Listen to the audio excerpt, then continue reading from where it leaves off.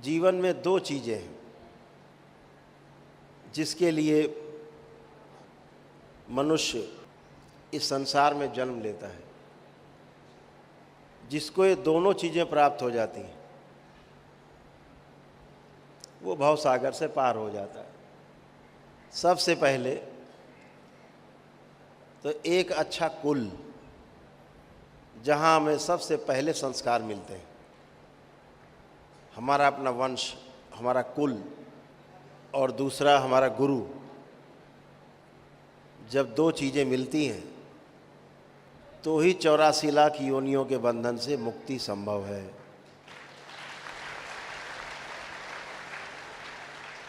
आप सभी ने ये प्रमाणित किया कि आपका कुल इस योग्य था कि आपको पूर्ण गुरु मिले। ये प्रमाणित इसलिए है कि आपने अपने पितरों की मुक्ति कराई है और भगीरथ जैसा पुण्य आपने अर्जित किया।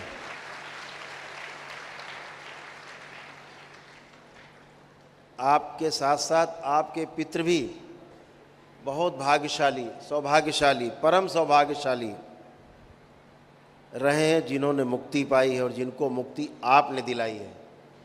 तो निश्चित रूप से आपका कुल सर्वोच्च है और इसीलिए आपको बाबा जैसे गुरु मिले।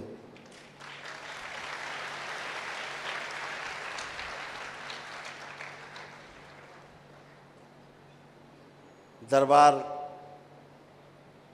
में जब आप जुड़ते हैं, दरबार आपकी पूरी सुरक्षा करता है। आपकी शारीरिक, आपकी मानसिक, आपकी आध्यात्मिक सुरक्षा करता है। आपकी पारिवारिक, आर्थिक और सामाजिक संरचना को बढ़ाता है, फैलाव करता है उसका, आपका यश बढ़ाता है, सम्मान बढ़ाता है। दरबार से जुड़ करके आपकी जो अगली पीढ़ी है, बच्चे हैं, उन्हें भी एक रास्ता दिख जाता है बड़ा, जो रास्ता आपको बचपन में नहीं मिला। आपके बच्चे, आपकी अगली पीढ़ी आपसे भी ज़्यादा सौभाग्यशाली है।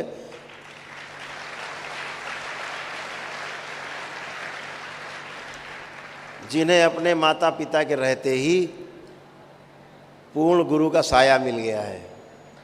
और अद्भुत है, बच्चे अपना रास्ता स्वयं तय करते हैं। जब कोई बच्चा हमसे पूछता है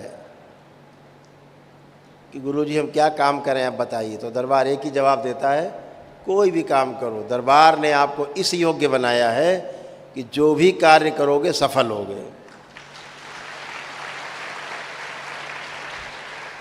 दरबार किसी बंधन में आपको नहीं बांधता कि दरबार आपको बंधन में बांधे, कदापि नहीं। इसीलिए दरबार कहता है जितने भी कंठी माला पहने सब उतार के रख दो।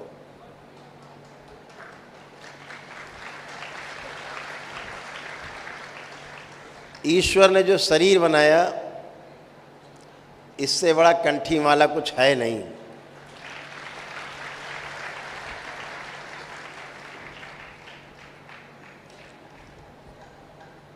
इसीलिए जो आप एक धागा बांधते हो कमर में, दरबार का एक बंधन है जिसमें वो बंधन बोला जाता है क्योंकि बांधा जाता है, इसलिए बंधन बोला जाता है।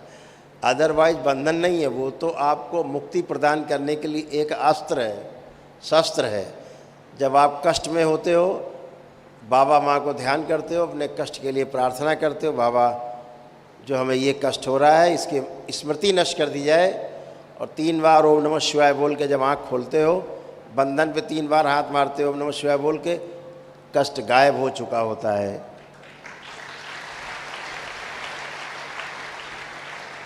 दरबार कहता है कि इस बंधन में भी हमको नहीं बंधना है।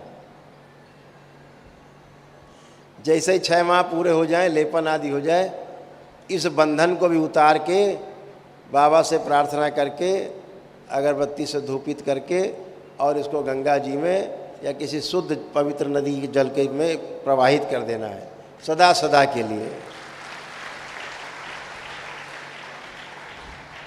जैसे ही आप बाबा से प्रार्थना करते हो इसको प्रवाहित करने के लिए, इस बंधन को त्यागने के लिए, आप बाबा के, माँ के प्रेम के बंधन में अपने आप ही बंध जाते हो। आजीवन के लिए। ये जो प्रेम बंधन है ये अटूट है और इसी की तलाश है आदमी को, चाहे परिवार में हो, चाहे समाज में हो, चाहे ज्ञान अर्जन के क्षेत्र में हो, अध्यात्म में हो, चाहे सन्यास में हो। और आखिर में एक दिन ये बंधन भी टूट जाता है, मोह का बंधन भी टूटता है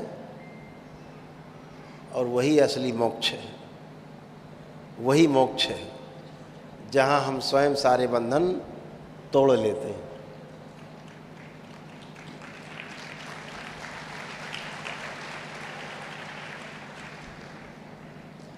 मोक्ष का अर्थ है दुख से मुक्ति, प्रश्नों से मुक्ति, समस्याओं से मुक्ति। जो कुछ भी दिख रहा है सबके मोहों से मुक्ति, यही मोक्ष है।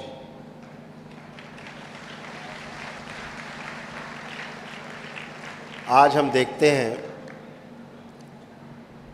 कि तमाम जो बहुत पहले लोग दीक्षा ले चुके हैं, 1.5 वर्ष हो गए दीक्षा लिए, एक एक करके चरण पार करते जा रहे हैं। उनमें से हजारों लोग ऐसे तैयार हो चुके हैं जो समाज की सेवा दरबार जैसे कर रहा वैसे कर सकते हैं।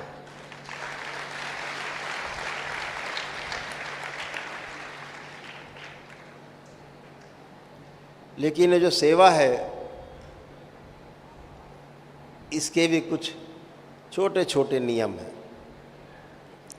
जब उस क्षेत्र में आप जाते हो, अभी तो आप मंत्र दीक्षा में जा रहे हैं, आप में से तमाम लोग आगे बाबा के साथ चलेंगे तो तंत्र की दीक्षा में जाएंगे। तो जो सेवा के क्षेत्र में जाना चाहते हैं वो समाज की सेवा के लिए वो तंत्र की दीक्षा में जाते हैं। स्वयं को जानना चाहते हैं वो तंत्र की दीक्षा में जाते हैं। और जो अपने परिवार की सेवा ही करना चाहते हैं, स्वयं की सेवा ही करना चाहते हैं, राजसी भोग में ही रहना चाहते हैं, वो मंत्र दीक्षा तक सीमित रह जाते हैं, अपने परिवार की सेवा कर पाते हैं। जो समाज की सेवा करना चाहते हैं वो आगे तंत्र की दीक्षा में जाते हैं और थोड़ा सा एक कदम आगे बढ़ाते हैं।